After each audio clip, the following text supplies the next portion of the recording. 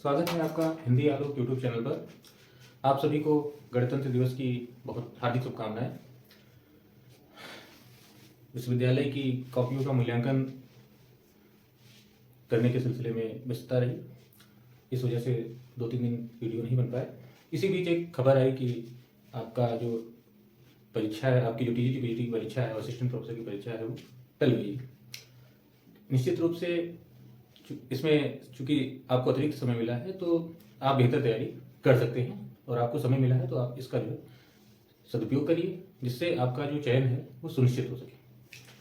हम लोग अलंकार पढ़ रहे थे, तो अलंकार पढ़ने के क्रम में हम लोगों ने शब्दालंकार और अर्थालंकार दोनों के भेद समझ लिए थे।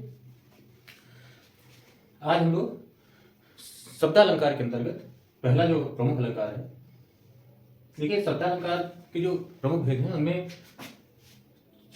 उनमें जो है ये अनुप्रास अलंकार बहुत महत्वपूर्ण है, और अनुप्रास अलंकार के जो भेद हैं उनमें छेकानुप्रास, वृत्यानुप्रास और लाटानुप्रास सबसे ज्यादा महत्वपूर्ण है, जो परीक्षाओं में पूछे जाते हैं। अब आप देखिए, इसके अलावा भी 2-3 भेद हैं, मैं उन्हें बताऊंगा, लेकिन प्रमुख रूप से आप पहले ये देख लीजिए। देखिए, अनुप्रास अलंकार कहाँ होता है? जहाँ किसी पंक्ति में वर्णों व्यंजन की आवृत्ति होती है। आवृत्ति मतलब रिपीटेशन, 2 बार आता है लगातार, है ना, 3 बार 2 बार। आवृत्ति का मतलब होता है क्रम से आना, कई बार आना उसी वर्ण का। तो जहां किसी पंक्ति में वर्णों में भी स्वर नहीं, कोई व्यंजन से ही, व्यंजन की आवृत्ति से ही अनुप्रास का चमत्कार होता है। तो जहां किसी पंक्ति में वर्णों की आवृत्ति हो, वहां पर अनुप्रास अलंकार होता है। जैसे पावस ऋतु थी पर्वत प्रदेश, पल पल परिवर्तित प्रकृति पेश। ये पंत जी की परिवर्तन कविता से है। इसमें देखिए, पावस ऋतु थी पर्वत प्रदेश। अब देखो, पा वर्ण है, इसमें कई बार आया हुआ है। इसके बाद पल पल परिवर्तित प्रकृति पेश, इसमें पा वर्ण की आवृत्ति हुई, तो इसमें अनुप्रास अलंकार है। अब आप देखिए, ये तो अनुप्रास हो गया। अनुप्रास ये प्रमुख भेद है। पहला इसका भेद होता है छेकानुप्रास। छेक माने होता है चतुर, चतुरों का प्रिय अलंकार। छेकानुप्रास में क्या है? जैसे इसकी परिभाषा हो गई, जहां किसी पंक्ति में किसी वर्ण की केवल 2 बार क्रमिक आवृत्ति होती है। अनुप्रास में वर्णों की आवृत्ति होती है। अब इसमें क्या होता है? केवल 2 बार लगातार जो है क्रम से एक ही वर्ण रिपीट होता है, आवृत्ति होती है, उसे छेकानुप्रास कहते हैं। जहां किसी पंक्ति में किसी वर्ण की केवल 2 बार क्रमिक आवृत्ति होती है।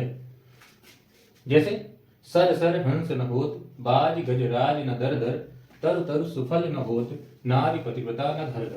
तो इसमें सा वर्ण देखिए, सा 2 बार लगातार आया, रा रा देखो 2 बार लगातार आया। उसी तरह दर दर दा दा 2 बार आया क्रम से, रा 2 बार क्रम से आया। उसके बाद त और ता क्रम से, ये देखो दोनों क्रम से, रू और घा 2 बार क्रम से, रा 2 बार क्रम से। तो यहाँ पर 2 बार जहाँ किसी वर्ण की क्रम से आवृत्ति होती है, वहां छेकानुप्रास होता है। इसका अर्थ क्या हुआ? सर सर हंस न होत। हर तालाब में जो है, प्रत्येक तालाब में हंस नहीं होते। बाज गजराज न दर दर, और घोड़े और हाथी जगह जगह नहीं पाए जाते। तर उतर सुफल न होते, और हर एक वृक्ष में सुंदर फल नहीं होते, मीठे फल नहीं होते। नारी पतिव्रता न घर घर, और हर घर में पतिव्रता नारी नहीं होती। उसके बाद हम देखते हैं वृत्यानुप्रास। वृत्यानुप्रास में क्या होता है? जहां एक या अनेक वर्णों की आवृत्ति अनेक बार हो। इसमें क्या होता है? केवल 2 बार आती है क्रम से, इसमें अनेक बार मतलब 2 से अधिक बार जहां पर आए एक ही वर्ण, वहां वृत्यानुप्रास होता है। उदाहरण देखो, जैसे रघुनंद आनंद कंद कौशल चंद दशरथ नंदनम। इसमें देखिए रा वर्ण की कई बार। इसमें देखिए, जैसे रघुनंद आनंद कंद कौशल चंद दशरथ, इसमें दा वर्ण है। देखिए, दा वर्ण की आवृत्ति बहुत बार हुई है, 2 से अधिक बार है यहाँ पर किसी वर्ण की आवृत्ति, वहां वृत्यानुप्रास होता है। उसके बाद लाटानुप्रास। लाटानुप्रास में क्या है? लाट आधुनिक गुजरात को कहते हैं। लाट प्रदेश पहले प्राचीन काल में गुजरात को कहते थे। तो इसी का दूसरा नाम पदानुप्रास भी है। कई बार ऑप्शन में पदानुप्रास या लाटानुप्रास एक ही बात है, कहीं भी लाटानुप्रास में लिख के पदानुप्रास ही लिख देता है। इसमें क्या होता है? इसमें ऐसे शब्द या वाक्य दोबारा आते हैं जिनका सामान्य अर्थ तो एक ही होता है, किंतु अन्वय करने से अर्थ बदल जाता है। सामान्य अर्थ एक ही होता है, लेकिन अन्वय करने से अर्थ बदल जाता है। जैसे पूत सपूत तो क्यों धन संचय, पूत सपूत तो क्यों धन संचय, अपूत कपूत तो क्यों धन संचय।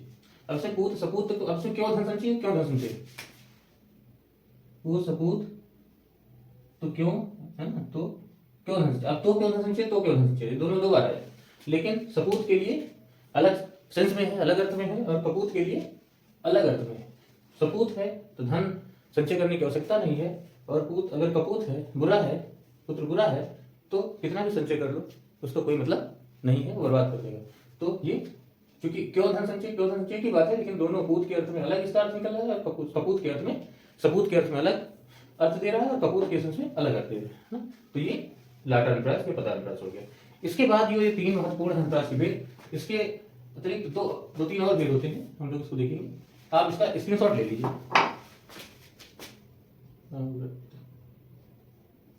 इसका स्क्रीनशॉट ले लीजिए एक बार, फिर हम इसको ले लीजिए स्क्रीनशॉट। अब देखिए इसके बाद कौन सा अलंकार आता है। अब देखिए अनुप्रास में और भेदों में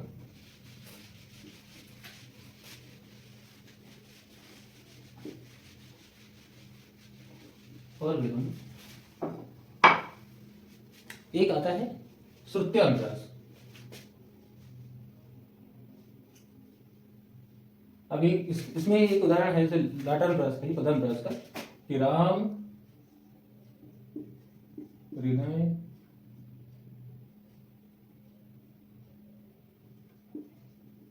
जाके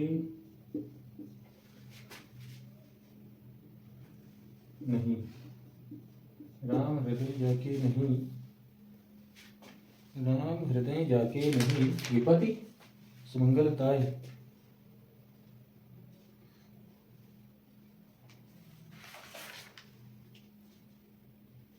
राम हृदय जाके नहीं,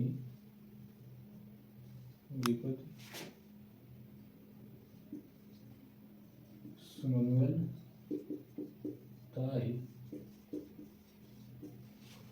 राम हृदय जाके नहीं, विपत्ति सुमंगलताय। अब इसमें देखिए हमें चार बदल रहा है, ये भी पदानुप्रास या लाटानुप्रास है। देखिए राम हृदय जाके नहीं, जिसके हृदय में राम नहीं, राम हृदय जाके नहीं, विपत्ति सुमंगलताय। राम हृदय जाके नहीं, विपत्ति सुमंगलताय। राम हृदय जाके नहीं, विपत्ति सुमंगलताय। देखिए राम हृदय जाके, जिसके हृदय में राम नहीं है उसके लिए सुमंगल भी, अच्छे मंगल भी विपत्ति के समान है। और दूसरी पंक्ति में राम हृदय जाके, और जिसके हृदय में राम है नहीं विपत्ति, उसके लिए विपत्ति नहीं है, वो भी मंगल है। तो ये भी पदानुप्रास या लाटानुप्रास को ध्यान होगी। दूसरा अब देखिए एक अनुप्रास का भेद होता है, तीन ये प्रमुख है, इसके अलावा एक चौथा जैसे इसको कहते हैं श्रुत्यानुप्रास। श्रुत्यानुप्रास में क्या होता है, इसमें जो है एक ही उच्चारण स्थल का कोई वर्ण होता है, एक ही उच्चारण स्थल के वर्णों की आवृत्ति होती है। जैसे उच्चारण स्थल जैसे कंठ, मूर्धा, जिह्वा, ओष्ठ, मतलब एक ही उच्चारण स्थल के उच्चारण स्थल की क्षमता रखने वाले वर्णों की आवृत्ति होती है और श्रवण ज्ञान में आनंद प्राप्त होता है। तो इसमें क्या होता है, ये जो वर्ण रिपीट होंगे, आवृत्ति होगी, वो एक ही उच्चारण स्थल वाले होंगे। जैसे दिनांत था, जैसे उदाहरण है दिनांत था, ये दीननाथ डूबते, दिनांत था, ये दीननाथ डूबते। अब इसमें देखिए ता वर्ण है, ता वर्ण की आवृत्ति, दा वर्ण की आवृत्ति, एक ही जो है उच्चारण स्थान के वर्ण है, उनकी आवृत्ति ता वर्ग की जो है, ता वर्ग के जो है वर्णों की आवृत्ति हुई, ता वर्ग के वर्णों की आवृत्ति। अब चूंकि ता वर्ण के वर्णों की आवृत्ति हुई है, इसलिए इनको क्या कहते हैं, ता वर्ण के वर्णों की आवृत्ति हुई है, इसलिए इन्हें श्रुत्यानुप्रास कहते हैं। श्रुत्यानुप्रास हो गया क्योंकि एक ही वर्ण की वर्णों की आवृत्ति हुई। तो जहां पर एक ही उच्चारण स्थान के वर्णों की आवृत्ति होगी वहां पर श्रुत्यानुप्रास होगा। जैसे यहाँ पर दा, ना, ता, दा, ना, ता, ये सब एक ही उच्चारण स्थल के वर्ण है, उनकी आवृत्ति हुई है, तो यहाँ पर जो है श्रुत्यानुप्रास होगा। इसके बाद श्रुत्यानुप्रास के बाद हम देखेंगे, इसके बाद है अंत्यानुप्रास। अंत्यानुप्रास में क्या होता है, अंत्यानुप्रास में अंत्यानुप्रास में क्या है? अंत्यानुप्रास में इसमें क्या होता है, चरण के अंत में, चरण के पंक्ति या चरण के अंतिम वर्णों में क्या होगा, साम्य तुक मिलेगा, तुक मिलेगा, साम्य होगा। जैसे कहत, कहत इसको हमने पढ़ा था संयोग श्रृंगार में, कहत नटत रीझत खिजत मिलत खिलत लजियात, खिलत लजियात, भरे भौन में, भरे भौन में करत हैं नैनन ही से बात, नैनन ही से बात। कहत नटत रीझत खिझत मिलत खिलत लजियात, भरे भौन में करत है नैनन ही से बात। अब इसमें देखिए लजियात और बात, इसमें तुक मिल रहा है, तो जहां पर अंत में तुक मिलता है देखिए, तो वहां पर क्या होता है, अंत्यानुप्रास होता है, वर्णों की आवृत्ति भी होती है और अंत में तुक मिलता है, तो वहां पर अंत्यानुप्रास होता है। तो ये जो है प्रमुख भेद है अनुप्रास। इसके बाद अनुप्रास के बाद हम देखते हैं, इसको ले लीजिए इसमें सब। अनुप्रास के बाद हम देखते हैं कि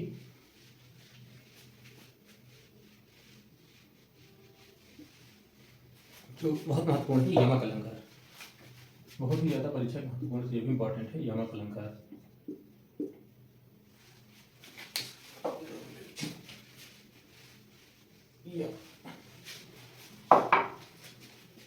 यमक यमक अलंकार में क्या होता है, एक शब्द फिर परे अर्थ और ही और, वहां यमक अलंकार है मनो का विसिर मोहर। जहाँ एक शब्द एक से अधिक बार है और प्रत्येक बार उसका अर्थ अलग अलग हो, वहां पर यमक अलंकार होता है। एक शब्द एक से अधिक बार प्रयोग में आए और प्रत्येक बार उसका अलग अलग अर्थ हो, एक ही शब्द होगा वो कई बार आएगा, रिपीट होगा, लेकिन हर बार उसका अलग अलग अर्थ निकलेगा, तो वहां यमक अलंकार होता है। जैसे उदाहरण देखिए, जैसे जेते तुम तारे तेते न नभ में तारे, जेते तुम तारे तेते न नभ में तारे, इसमें दो बार तारे आएंगे, एक बार यहाँ तारे आए, एक बार यहाँ तारे आए, लेकिन यहाँ दोनों तारे का अर्थ अलग अलग है। जैसे जेते तुम तारे, मतलब जितनों को ईश्वर के लिए कहा जा रहा है, जितनों को तुमने तार दिया, मतलब भवसागर पार करा दिया। तेते न नभ में तारे, उतने जो है नभ में तारे भी नहीं है, तो यहाँ तारे का मतलब क्या है, नक्षत्र सितारे, और यहाँ तारे का अर्थ है भवसागर पार कराना।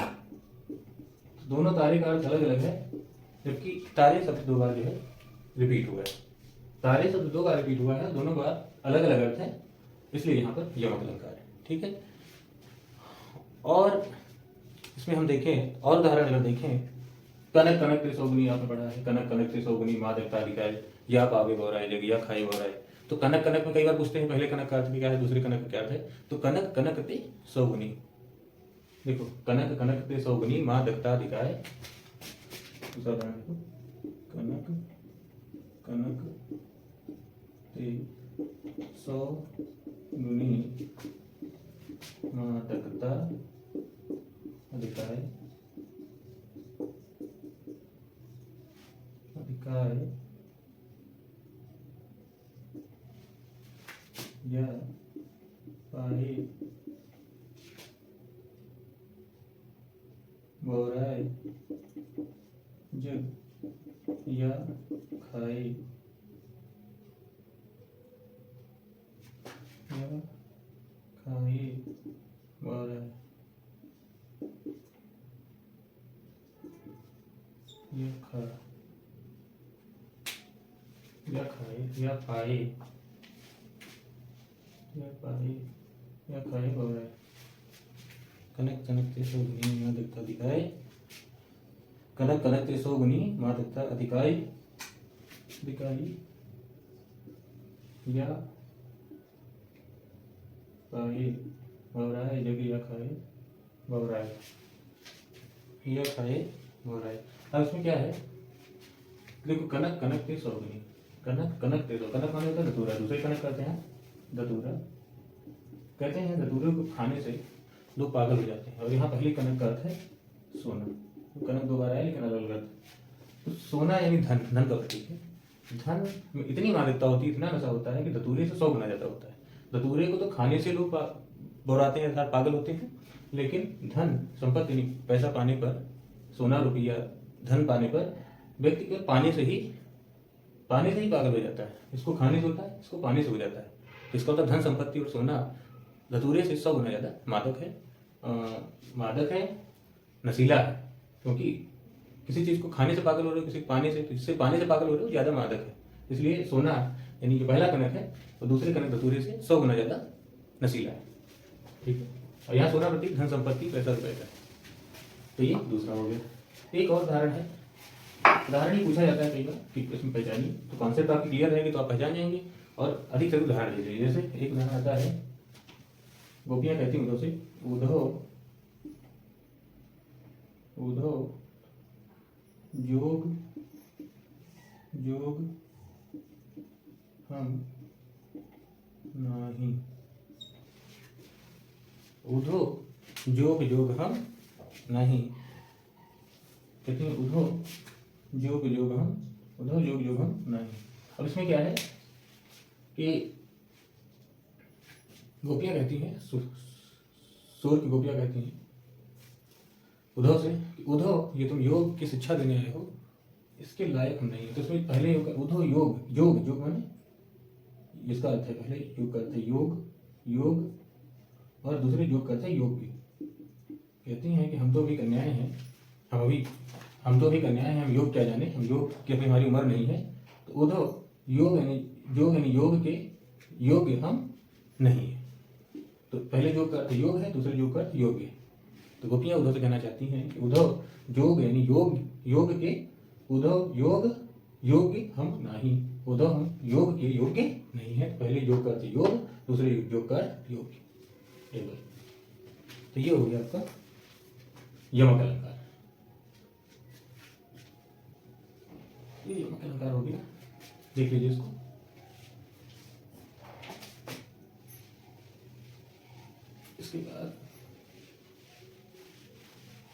इसके बाद जो महत्वपूर्ण अलंकार है वो है श्लेष अलंकार। श्लेष अलंकार में क्या होता है? श्लेष अलंकार में क्या होता है, जहां किसी शब्द के एक से अधिक अर्थ निकले वहां पर श्लेष अलंकार होता है। छोटी सी परिभाषा है कि जहां किसी शब्द के एक से अधिक शब्द निकले, अर्थ निकले, अनेकार्थक शब्द का प्रयोग होता है। एक से अधिक अर्थ जहाँ एक ही शब्द के निकले, उसमें क्या होता है, एक शब्द कई बार आता है और अलग अर्थ देता है। इसमें एक ही शब्द आएगा या एक से अधिक बार भी वो शब्द आएगा, लेकिन जितनी बार आएगा उसके एक से अधिक अर्थ निकलेंगे, वहां पर श्लेष अलंकार होता है। जैसे रहीम कोई दोहा है कि रहीमन पानी राखिए बिन पानी सब सूर, पानी बिना न उबरे मोती मानुष चून। देखिए पहला उदाहरण देखिए कि रहीमन पानी राखिए बिन पानी सब सूर, पानी बिना न उबरे मोती मानुष चून। अब देखिए यहाँ पानी शब्द आया है, एक से अधिक बार आया, पानी पानी पानी, लेकिन जहां भी पानी आया उसके तीन अर्थ। अब देखिए पानी में आप देखेंगे तो पानी के तीन अर्थ, पानी जो शब्द आया है इसके तीन अर्थ।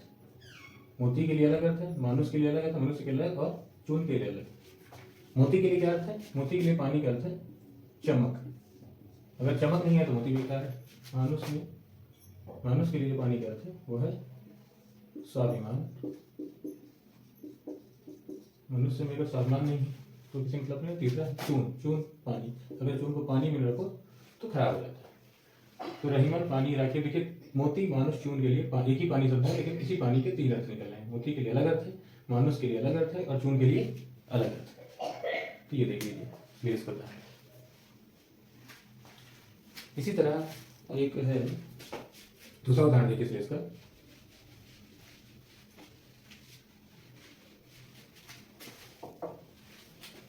चरण धरत चिंता करत चितवत चारम फिर है सुवर्ण को खोजत फिरत कवि व्यभिचारी चोर। कवि व्यभिचारी चोर। अब देखिए इसमें देखिए चरण धरत चिंता करत, चितवत चारों चरण रखता है, चिंता करता है, चारों ओर देखता है, सुवर्ण को खोजत फिरत कवि व्यभिचारी चोर। अब इसमें जो सुवर्ण शब्द आया है इसके तीन अर्थ है। कवि के लिए अलग अर्थ है, व्यभिचारी के लिए अलग अर्थ है और चोर के लिए अलग अर्थ है। इसी शब्द के आप देखेंगे सुवर्ण शब्द के तीन अर्थ हैं। कवि के लिए अलग अर्थ है, व्यभिचारी के लिए अलग अर्थ है, चोर के लिए अलग अर्थ है। परीक्षा में भी पूछा जाता है सुवर्ण शब्द का कवि के लिए क्या अर्थ है, व्यभिचारी के लिए क्या अर्थ है, चोर के लिए क्या अर्थ है, ये पूछा जाता है। तो आप देखिए अब जैसे हम कवि के लिए लेंगे पहले सुवर्ण का, तो कवि के लिए सुवर्ण का अर्थ है सुंदर वर्ण, ये सुंदर अक्षर। कवि कविता लिखने उसके लिए सुंदर अक्षर चाहिए। व्यभिचारी के लिए सुवर्ण का अर्थ है गोरी स्त्री, गोरी या सुंदर स्त्री, सुवर्ण सुंदर वर्ण की स्त्री। उसके बाद चोर के लिए सुवर्ण का अर्थ होता है सोना। अब देखिए चरण, अब इसके लिए देखिए कवि के लिए जब सुवर्ण का अर्थ सुंदर वर्ण अक्षर लेंगे तो चरण धरत कलम रखता है, लेखनी रखता है, कहीं बगीचे में बैठकर चिंता करे, चिंता करता है, सोचता है, चारों ओर देखता है, प्रगति निरीक्षण करता है, कविता के लिए क्या खोजता है चारों तरफ से सुंदर वर्ण सुंदर अक्षर अपनी कविता के लिए। सुवर्ण को खोजने सुंदर अक्षरों को खोजता है कवि। अब व्यभिचारी के लिए देखिए व्यभिचारी होता है कि पराई स्त्री पर दृष्टि रखता है, ये व्यभिचारिणी स्त्री जो पराई पुरुष पर दृष्टि रखती। तो ये क्या करेगा व्यभिचारी, चरण धरत पैर रखेगा, दूसरे घर में जाएगा, चुपचाप चिंता करेगा, चारों ओर देखेगा कहीं कोई पीड़ न दे, और सुंदर गोरी स्त्री को खोजत फिरत खोज रहा है कौन, व्यभिचारी। तीसरा चोर के लिए देखिए तो छिपाया रखता है, रात में निकलता है, चिंता करता है, चारों ओर देखता है, और किसको खोज रहा है, सोने को खोज रहा है, सोना खोज रहा है कौन, चोर। कोई देख लेगा तो पीट देगा, तो सोना को खोज रहा है चोर। तो ये देखिए श्लेष का चमत्कार है, एक ही वाणी के एक ही शब्द के जो है तीन अक्षर है, तीन जो है अर्थ निकल रहे हैं अलग अलग, और तीनों के लिए देखिए प्रयुक्त हो रहे हैं।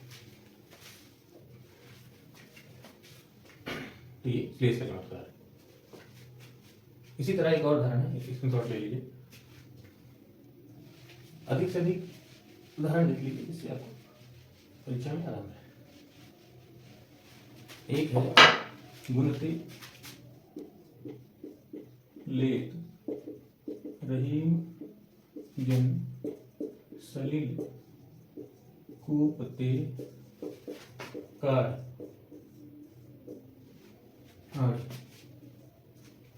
कूपम ते कम होत हैं मन काहू को बाढ़। अब इसमें देखिए गुण ते लेत रहीम जन सलिल कूपते कार। गुण माने, अब यहाँ गुण शब्द देखिए दो अर्थ, गुण शब्द जो है इसके दो अर्थ है। एक तो गुण का अर्थ है गुण, और दूसरा गुण का अर्थ है रस्सी। देखिए गुण ते लेत रहीम जन सलिल कूपते कार। अब देखिए पहला अर्थ जब देखिए गुण का है, तो जब हम रस्सी के सेंस में लेंगे, रस्सी के अर्थ में गुण का, तो रस्सी के अर्थ में क्या कहेंगे, रस्सी से लोग जो है सलिल कूपते कार, सलिल माने पानी होता है, जैसे कुएं से पानी निकालते हैं, रस्सी की सहायता से निकालते हैं, ऐसे कैसे निकाल पाएंगे इतने गहरे कुएं से। तो गुण ते लेत रहीम जन सलिल कूपते कार। आगे लिखते हैं कूपों ते होते हैं मनकाहू के बारे। प्रमुख ये है यहाँ से आप देखिए कि लोग रस्सी की सहायता से कुएं से, काढ़ी माने लेना, तो कुएं से पानी लेते हैं। काढ़ माने उधार लेने को कहते हैं, काढ़ लिया, उर्दू में भी कहते हैं काढ़ लो। तो काढ़ीना मतलब काढ़ लेना मतलब उधार लेना। तो गुण ते लेत रहीम जन, रस्सी की सहायता से ही लोग क्या करते हैं, कुएं से पानी उधार लेते हैं, बाहर निकालते हैं। ठीक है। अब जब गुण का दूसरा लोग गुण, तो कहते हैं गुण। अब यहाँ गुण का अर्थ क्या हुआ, यहाँ सलील का अर्थ, पहले जब रस्सी ले रहे थे तो सलील का अर्थ क्या ले रहे थे, यहाँ पानी ले रहे थे, और कूप का अर्थ कुआं ले रहे थे। लेकिन जब हम गुण का अर्थ क्या लेंगे, गुण लेंगे, तो गुण तेलित रहीम जल, सलील माने अब ज्ञान हो जाएगा, और कूप माने ज्ञानी व्यक्ति, और कार्य माने लेना।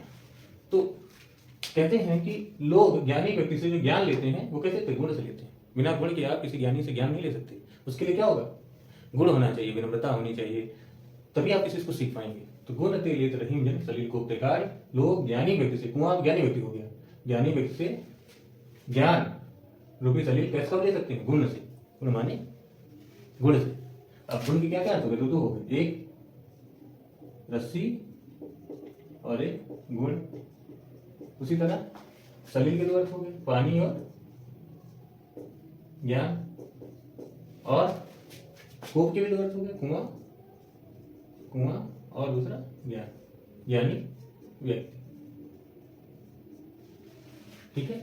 तो ये आपको श्लेष अलंकार भी अच्छे से समझ में आ गया होगा। उम्मीद है आपको अलंकार अच्छे समझ में आ रहे होंगे। इसके आगे हम लोग अगली वीडियो में बात करेंगे। तब तक के लिए मैं doctor Alok Kumar Tiwari, assistant professor Hindi, आप सबसे विदा चाहूँगा। जय हिंद, जय भारत, वंदे मातरम, जय हिंद।